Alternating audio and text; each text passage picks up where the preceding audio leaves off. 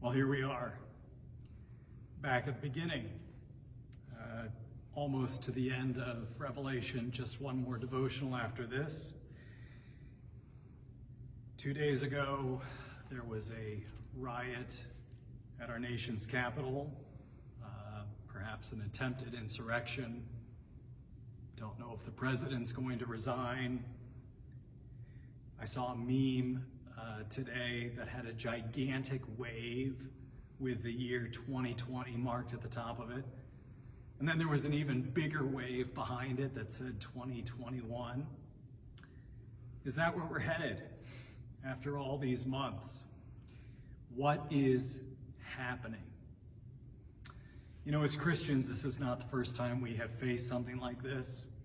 A guy by the name of Augustine wrote a little book called The City of God after Rome, which had been seen as the center of security for 1,000 years, was unexpectedly and suddenly sacked by barbarians in the year 410 AD. And we'll cover all that in the next devotional. Maybe not. But it's based off of the end of the book of Hebrews. Here we have no lasting city, but we seek the city that is to come. Revelation 22 begins this way. Then the angel showed me the river of the water of life, bright as crystal, flowing from the throne of God and of the Lamb through the middle of the street of the city. And on either side of the river, the tree of life, with its 12 kinds of fruit, yielding its fruit each month. The leaves of the tree were for the healing of the nations. No longer will there be anything accursed, but the throne of God and of the Lamb will be in it, and his servants will worship him. They will see his face, and his name will be on their foreheads. Night will be no more.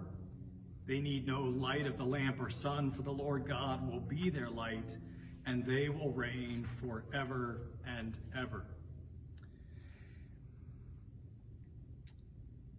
There is so much I love about this chapter.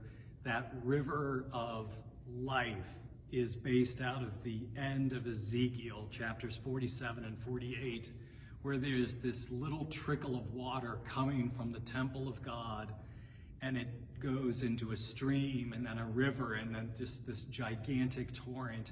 And it pours into the Dead Sea, which was, it's the saltiest water body on earth.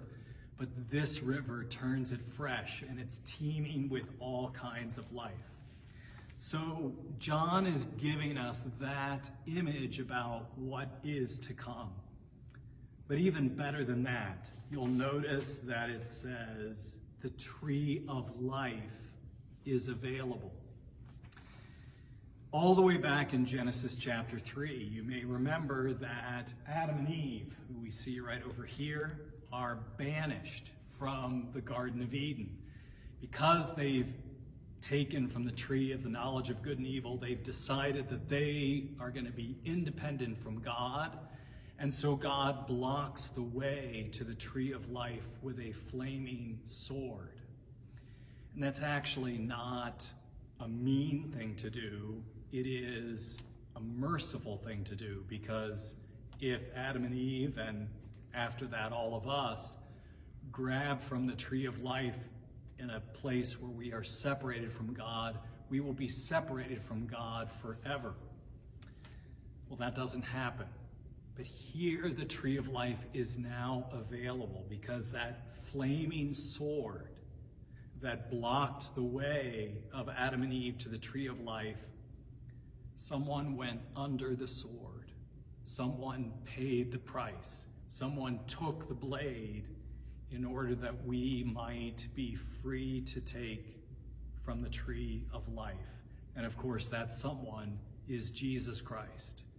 His body broken on the cross and yet alive, and has redeemed us when we put our trust in him forever and ever.